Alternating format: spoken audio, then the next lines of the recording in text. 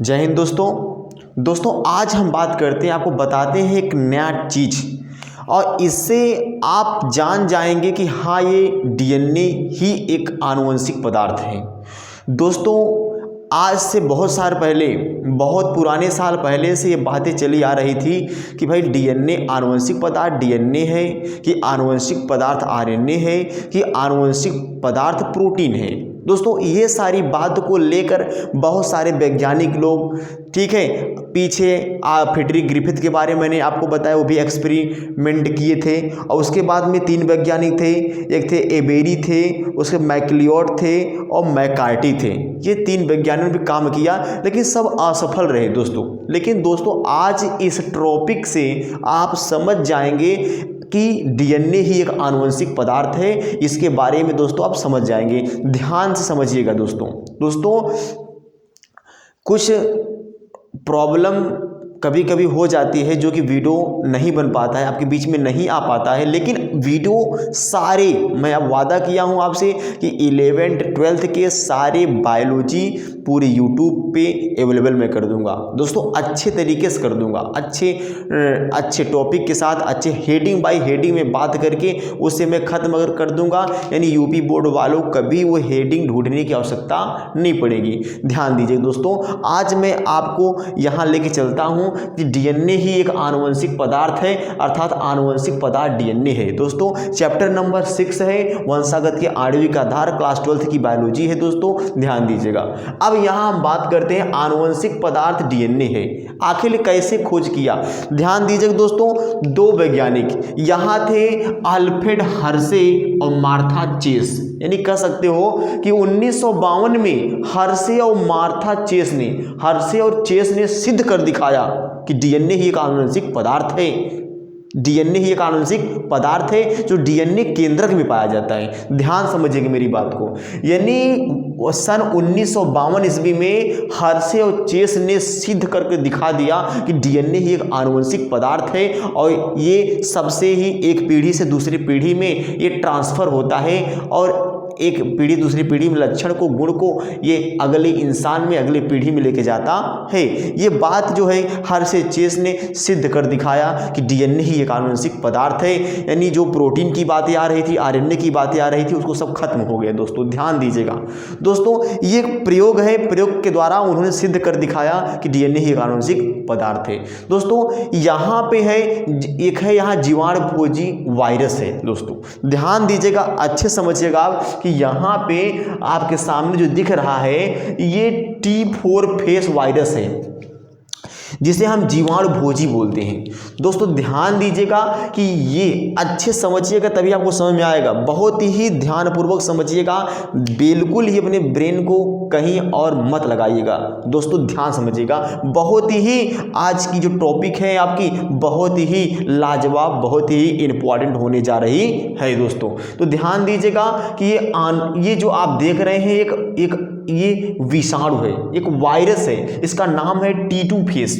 उन्होंने हर्शे और चेस ने T2 फेस जीवाणु भोजी को लिया और जीवाणु भोजी जो था उसका जो एक कैप्सिड था, यानी जो खोल था, ये प्रोटीन का बना हुआ था और जो आनुवंशिक पदार्थ था वो डीएनए था। ध्यान समझिएगा, इसकी जो खोल थी, इसकी जो एक खोल था, ये किसका बना हुआ था भैया? प्रोटीन का बना हुआ था, कैप्सिड, और जो ये अंदर है वो डीएनए था। दोस्तों जब उन्होंने जीवाणु भोजी से जब इसको संक्रमण करवाया, किसको? ई कोलाई, ये ई कोलाई बैक्टीरिया है, इश्रिचिया कोलाई।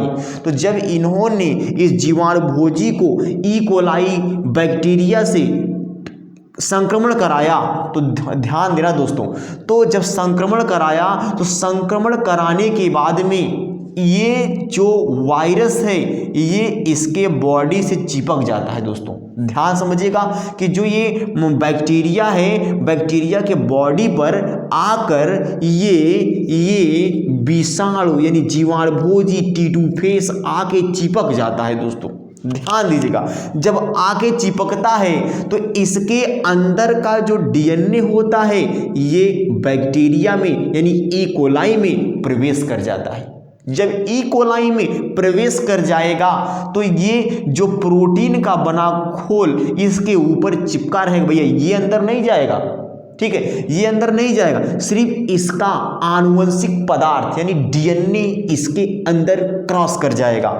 तो दोस्तों जब ये इसका डीएनए इस ई कोलाई बैक्टीरिया के अंदर आ जाता है तो यही ई कोलाई बैक्टीरिया कुछ टाइम बाद, कुछ दिनों बाद, कुछ समय बाद ये ई कोलाई बैक्टीरिया ये डीएनए किसी दूसरे विषाणु का नहीं, ये अपना समझने लगता है। जैसे कि हम लोग हैं, अगर कोई भी जो है कि कहीं भी हम नए प्लेस पे या कहीं भी जाते हैं तो हम लोग क्या होते हैं, उस प्लेस को अपना समझने लगते हैं। उसी प्रकार ये भी है, क्योंकि वो प्लेस किसी और का होता है। ध्यान दीजिएगा, अब ध्यान दीजिए, जब ये बैक्टीरिया पर ये T2 फेस वायरस यानी जीवाणु भोजी जब संक्रमण करता है तो इसके जो अंदर का जो डीएनए है इस बैक्टीरिया के अंदर, इन ई कोलाई के अंदर चला आता है। जब चला आएगा तो ये बैक्टीरिया कुछ समय बाद इसका जो डीएनए है वो अपना समझने लगता है। जब अपना समझेगा ना तो ढेर सारे, बहुत सारे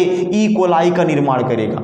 अब इसी के अपने अंदर, जब अपने अंदर ही बहुत ढेर सारे ई कोलाई का फॉर्मेशन करेगा, निर्माण करेगा, पूरा ये भर जाएगा अंदर ही, इसके अंदर ही बहुत सारे ई कोलाई का बैक्टीरिया का निर्माण करेगा। ध्यान समझिएगा, इसी के डीएनए से अपना बैक्टीरिया हेल्प कर लिया। ये ई कोलाई दूसरे के डीएनए से क्या किया, बहुत सारे ई कोलाई बैक्टीरिया अपने आप को क्या कर दिया, बना दिया। जब अपने आप को बना दिया ढेर सारे, तो जान दो ये यहां से ब्रेक हो जाते हैं दोस्तों। अब यहां से ब्रेक होके फिर ये पूरे छिटक जाएंगे, निकल जाएंगे, और निकल कर ये आगे चलकर दूसरे ई कोलाई पर क्या होते हैं, पराक्रमण कर लेते हैं, यानी ट्रांसडक्शन, यानी पराक्रमण का मतलब क्या होता है, फैलाव कर लेते हैं। तो फिर दूसरे को इन्फेक्ट करेंगे, दूसरे ई कोलाई बैक्टीरिया को प्रभावित करेंगे दोस्तों। तो अब इतना हर्शे और चेस ने इतना एक्सपेरिमेंट किया, तो ये पहली बात थी दोस्तों, ये पहली बात। अब हम बात करते हैं दूसरी बात दोस्तों। जब हर्शे चेस ने इस चीज़ को समझाया आपको, तो आगे ये करने के बाद में उन्होंने एक संवर्धन माध्यम लिया। संवर्धन माध्यम लिया क्या कि यहाँ पे बैक्टीरिया, यहाँ पे कंटेनर लिया, 2 कंटेनर, एक कंटेनर में यहाँ पे P32 है यानी फास्फोरस 32, ये रेडियोधर्मी होता है दोस्तों। ध्यान समझिएगा, ये P32 ये इसमें रखा रेडियोधर्मी P32, क्योंकि दोस्तों कि जब डीएनए के निर्माण के लिए, ध्यान समझिएगा कि फास्फोरस, क्योंकि फास्फोरस से ही डीएनए का फॉर्मेशन होता है और सल्फर से प्रोटीन का निर्माण होता है। ध्यान समझिएगा कि फास्फोरस से डीएनए का निर्माण होता है और सल्फर से, नीचे देखिए, सल्फर से प्रोटीन का निर्माण होता है। यहाँ में लिखा भी है डीएनए के निर्माण के लिए और प्रोटीन निर्माण के लिए। ध्यान समझिएगा, अच्छे से, बहुत अच्छे समझिएगा, ये समझ में आ गया तो आपको सिद्ध हो जाएगा, आप जान जाएंगे डीएनए यही आनुवंशिक पदार्थ है। ध्यान समझ, कितना दिमाग लगाया गया, कितनी चीजें इसमें ट्रिक दिए गए, तब जाके समझ में आया दोस्तों। ध्यान समझिएगा। तो यहाँ पे उन्होंने एक कंटेनर लिया, एक बर्तन लिया, बर्तन में उन्होंने क्या किया भैया, ये फास्फोरस 32 जो कि रेडियोधर्मी है, रेडियोधर्मी P32 यानी फास्फोरस 32 को रखा और उसमें रखने के बाद में उन्होंने एक ई कोलाई को संवर्धन किया। ई कोलाई को रखा, संवर्धन किया।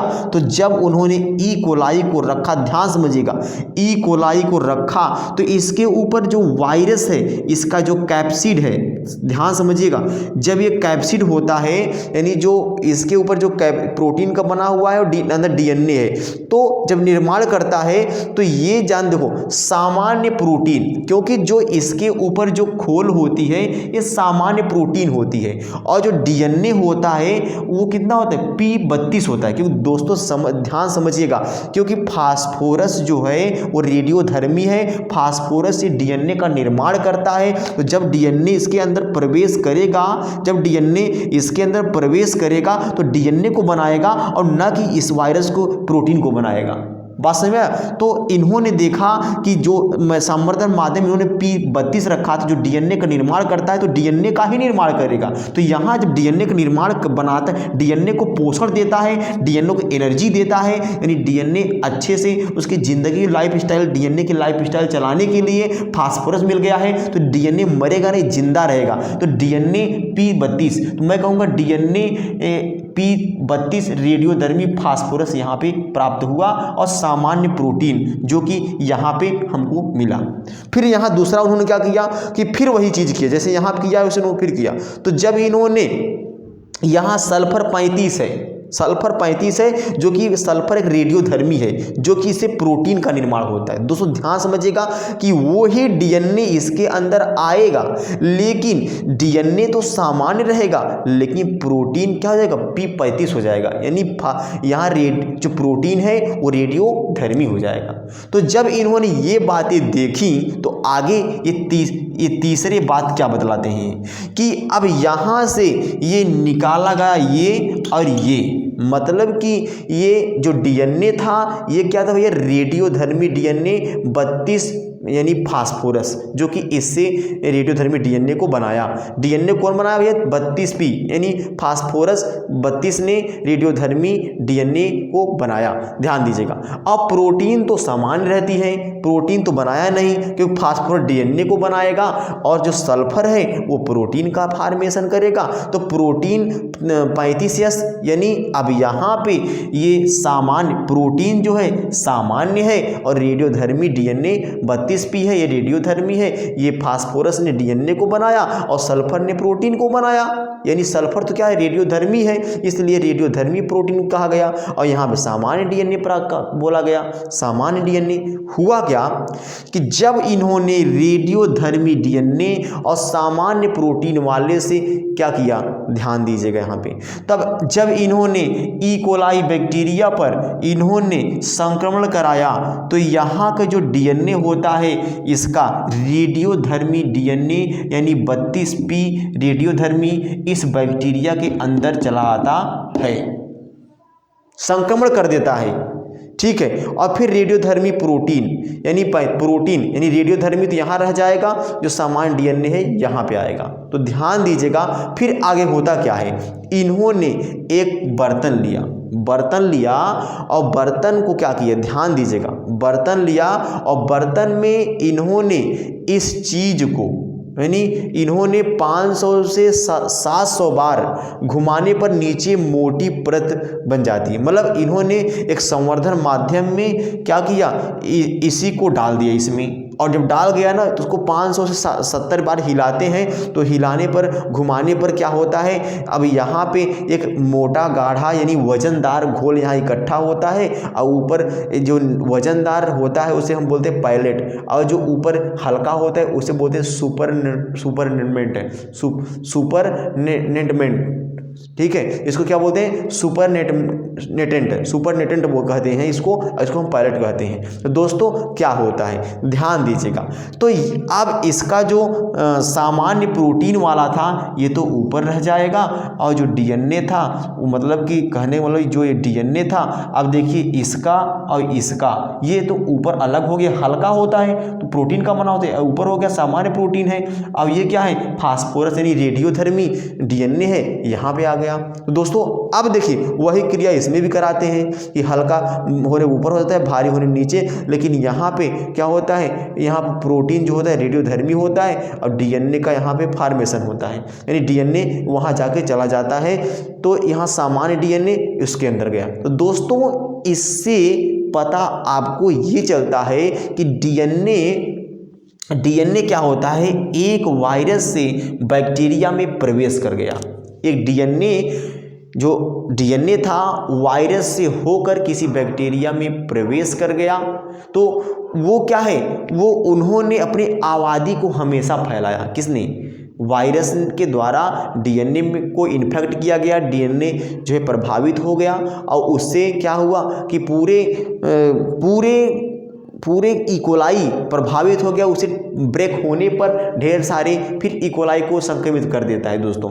तो इससे पता ये चला कि ये क्रियाएं, ये जो मतलब कि पराक्रमण हो रहा है एक डीएनए के द्वारा हो रहा है। तो हर्शे और चेस ने 1952 ईस्वी में सिद्ध कर बताया कि यही डीएनए एक आनुवंशिक पदार्थ है। तभी से आज तक कोई बातें नहीं उठी कि डीएनए आनुवंशिक पदार्थ है, कि प्रोटीन आनुवंशिक पदार्थ है, कि आरएनए आनुवंशिक पदार्थ है। ऐसी बात नहीं आई है और न दोबारा आएगी दोस्तों। अब इसी को देने वाले देखिए, अब चूहों में प्रवेश कराया गया था, यस प्रभेद आर प्रभेद, इससे भी स्पष्ट नहीं हो पाया, सारी चीज़ें इधर का उधर हो गया। अब इसमें पूरा क्लियर हो गया, ठीक है। तो दोस्तों इन्होंने ऐसा किया और फ्रेडरिक ग्रिफिथ ने, उसके बाद में वैज्ञानिक थे ओसवाल्ड एबेरी थे, कोलिन मैकलियोड थे और मैकलिन मैककार्टी थे। यानी 4-5 वैज्ञानिकों ने बहुत मेहनत किया लेकिन अंत में असफल रहे। लेकिन हर्शे और चेस ने बता दिया कि डीएनए आनुवंशिक पदार्थ है दोस्तों। अगर आपको समझ में ना आया हो तो बार बार वीडियो को आप अच्छे से अगर देखोगे तो आपको बढ़िया समझ में आ जाएगा दोस्तों। और हमारे वीडियोज़ आपके पास बार बार अपलोड होते रहेंगे और हमेशा अच्छे वीडियो बनेंगे और अच्छे से अपलोड किया जाएगा। और दोस्तों एक बात और है, ये न्यू ईयर है, 2022 है, 2022 है। इसमें आप लोग अच्छे से मेहनत करो क्योंकि आपका एग्ज़ाम बहुत सामने है दोस्तों। क्योंकि आप हमेशा अगर वीडियो को आपके लिए मैं प्रोवाइड कर रहा हूं दोस्तों, हमेशा वीडियो को अगर आप देखेंगे तो आपका ही हमेशा एक्सपीरियंस बढ़ेगा। आप भी पढ़ा सकते हो दोस्तों, पढ़ाना कोई बहुत बड़ी बात नहीं है दोस्तों। तो यहाँ पे मैं आपको जो बातें बताया हूँ इसको आप बार बार रिपीट करिएगा, जिससे आपको मिल जाएगा आनुवंशिक पदार्थ डीएनए है दोस्तों। नमस्कार।